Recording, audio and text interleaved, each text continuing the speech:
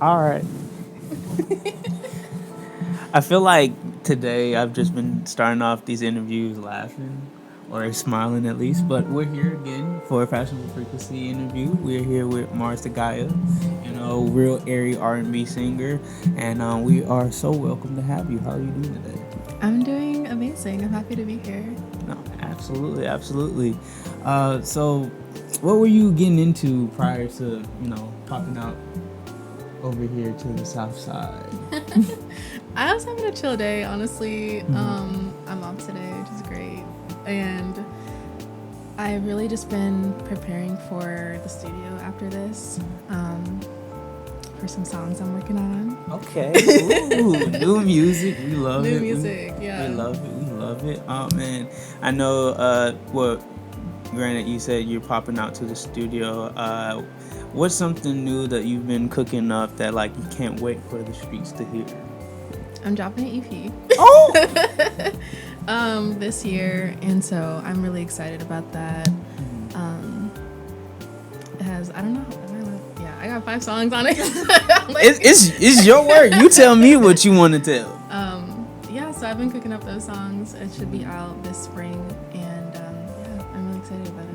Hopefully in time for Fashionable Frequency. We'd love to see you perform. Yes, hopefully in time for that. That's like my new goal mark. I'm like, okay, I have a show, so I need to have this EP out by then for sure. And I've seen you perform at a couple different events. The last one was held at Underground. I can't remember the name of the venue in particular, but like I mentioned earlier in your intro, your songs are very airy, and I feel kind of like in the clouds when listening to them, and even our photographers here, they mention like it makes it feel like nostalgia. Like, so what process or what headspace are you in when you are recording or looking for different sounds to create these songs? That's a good question. I think I love when songs have like an element of etherealness to them. I love songs that have like wide space. That cloud feeling. I think it comes from a lot of my inspirations, honestly. Like, a lot of the artists that I love have that similar like feel. I'm trying to think, like Orion Sun, Umi, more known I think would maybe be like Janae Aiko. Like artists like that kind of have like that soft feel, airy feel. I'm super inspired by. And yeah, so. Sorry, it's changing lights in. Well, we can turn it off. Sorry, I was trying to get her to turn it off. Yeah, my bad. I should cut off the TV. But that other remote, the white one right there, you can use it and just to turn off the lights. I'm so sorry. What we captured already, is it good or do we need? I think it'll be fine. I don't think. Point it towards the back where the lights are. I think it'll be fine, but I was just noticing it, so. I felt like we should turn it on. What about you? Do you think? I didn't notice it, so okay. That's good. And she's the main camera, so she doesn't. Okay. Cool. If we wanted, because the TV started playing noise, the last question, if we want to start over, like wait 3 seconds and then ask it again. Okay. Love seeing though, y'all. No, 100%. I think we'll just kind of segue into the music you do have out. The most recent one, Scorpionic. Could you tell me kind of the inspiration behind the visual, because you do have a visual with it, and I saw in the opening scene the male actor or the person had cancer. So is that something like you've experienced in life where it was some type of hardship to inspire the song? The music video was actually pretty independent from the song. Okay. That was actually the director's idea. He had a story that he wanted to portray, and so like there was a script. I thought it was cool. So we went along with it. The song in and of itself is just about heartbreak, unrequited love. So yeah, it was. I like No creative direction from me. I was just like, yeah, this is cool. I mean, I had the idea of like I wanted it to be pretty naturey. I wanted it to be Okay. outside. I wanted it to be in fields. So that was like my idea. No. And like I wanted it to feel really cinematic, really open. I wanted it to have like the same spacey feel that like my music kind of has, and I feel like it has that with just being like soft and open. But yeah, the storyline wasn't my idea. It was Timber House Films' idea, but it went well. It went good. Absolutely. So, being a creative that you are, what is your favorite aspect in terms of like the process of like, all right, songwriting, I love this. I know you mentioned going to the studio, but also within that, as an artist, you have to dabble in a little bit of everything. So between recording the music, shooting the videos, writing scripts, just telling your story, what is that standout? Like, this is what I look forward to the most. Where it's like it just comes so naturally. Like I just want to keep going at it. For me, I loved singing. Like I've been singing since I was like as soon as I could talk, pretty much. Honestly, maybe before that. So like just that's probably my favorite process, or part of the process is just like creating a melody. Like I love to just like play either whether it be like my guitar or like a piano or like a track or a beat, and just let that like play or keep playing whatever, and just like singing melodies. It doesn't even have to be words. Like just singing is the best part. Creating that melody and being like, ooh, that feels really special. I want to like make that into something. Having those moments where it's like a light bulb flicks in your head, like, wait a minute, like this is hard. This is gonna be something. Like that's the best part. I think after that, lyrics. I've also been songwriting for a long time. Like as long as I can remember, singing and songwriting, like those are my first art forms, and that's also another part that's like super euphoric for me. Whenever you think of the words, you're like, that conveys exactly what I want to say, or like that creates the perfect picture, or like the perfect emotion. Like yeah, so songwriting and just like singing, creating that melody, those are like my favorite parts. I do want to get into like making music videos more though, being more in control of that process. Yeah, making scripts, developing stories, and because that whole process, that was my first time ever making a music video, and like that really opened my eyes to like a whole new world, and I was like, I have to do more of this because it was like so fun and so cool. So I look forward to making a lot more music videos in the future. Yeah, we're looking forward to them too, especially with the EP coming out soon. Okay, could you give me an idea from a song that you're currently working on, like where you could see yourself in a cinematic world with the reality of one of your songs? Yes. I really could. There's one in particular. It kind of has like a naturey feel as well, and I want to make like a real like fairy in the woods type music video. Okay. Bigger than Tinkerbell. Yeah, like fairy tripping in the woods type feel, and like I have the vision in my head. I want to be somewhere really cool, like maybe like forest, mountain, but like body of water, and I don't know, just conveying like this whole like trippy ass music video. I feel like that'd be really cool. No, 100%. I'm vibing with it. Yeah, no. I think a lot of people now live in a day and age where they're not in nature. So being one with the earth, one with nature, hearing the wind whistle through your ears and just feeling the ground beneath you is kind of like something that a lot of people aren't in tune with. So like I appreciate that, and you conveying like a Mother Nature being beautiful in the essence of like your music, it really like stands out, you know. So that's pretty dope, man. Yeah, thank you for saying that. That's definitely something that I want to convey through my artistry. Just like, yeah, a love for nature, motivate people to, you know, don't forget that part of yourself, for real. No, absolutely. And that's how you connect with people and the message you kind of convey.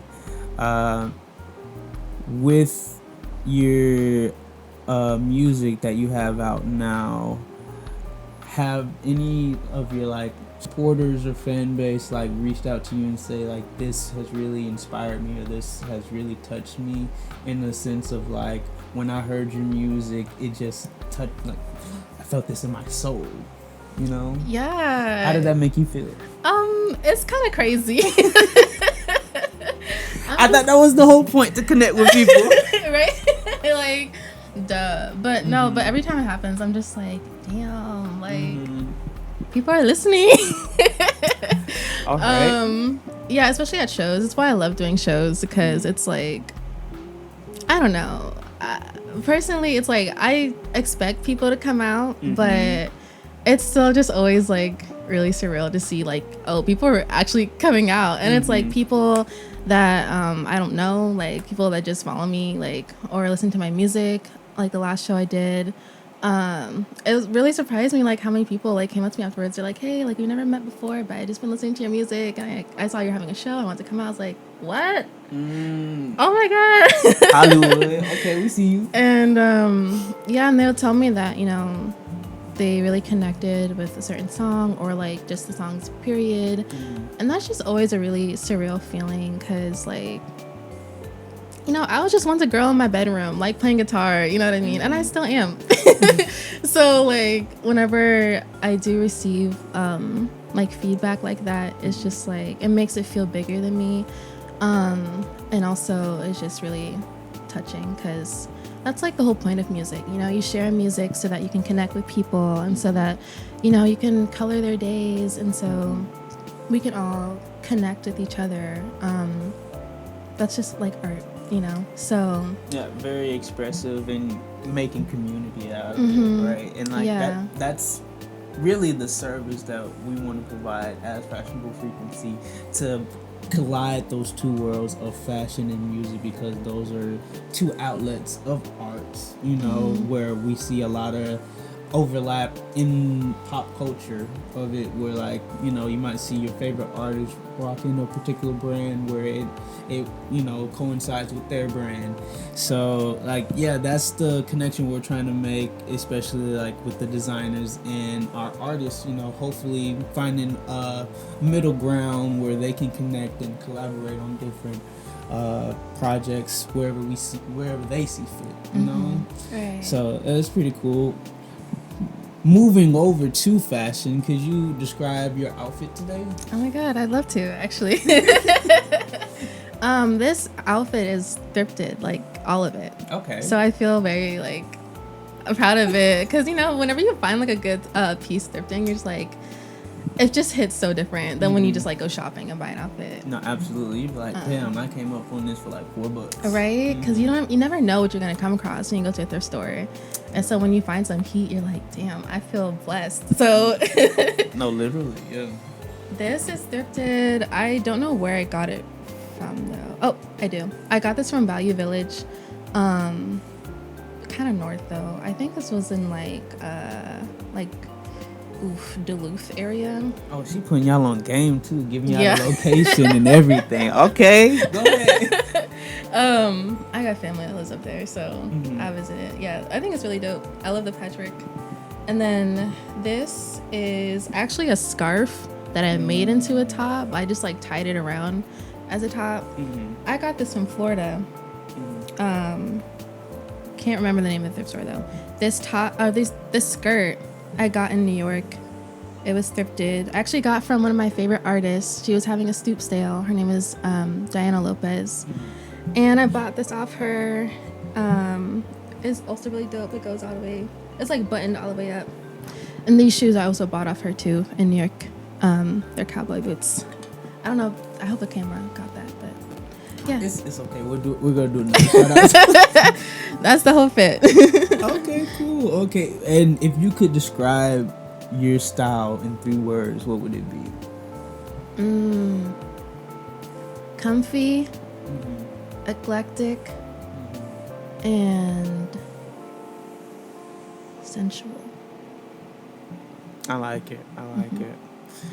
No, absolutely. With the, I guess, overlap in music and fashion, I know you touched on a lot of artists that inspire you in the music that you make. Do they also live in that realm of like your fashion inspiration too, or is that a different sequence of people? Yes, actually. Yeah, like I think I mentioned Umi earlier. I actually love her style. Just because it's like super like, what is she gonna put on? But you got that shit on. But she got it on. Okay. That's like my inspo for real. I want to get to that level where it's like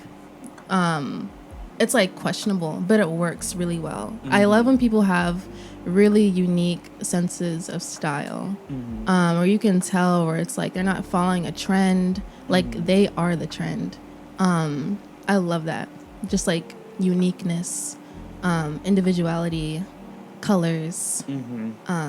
I'm really inspired by that. And yeah, she does that really well. I feel like she's always mixing fabrics and different inspirations and looks and colors and like styles from different eras, making it into one, and it just works. I'm like, girl, that is tight. Like, I love that. No, 100%. Yeah. And so would you say most of your wardrobe you get from like thrift stores and secondhand stores? Yes. Okay. I do. So what is it when you come across a piece that sticks out to you as like, I gotta have it? This is the one.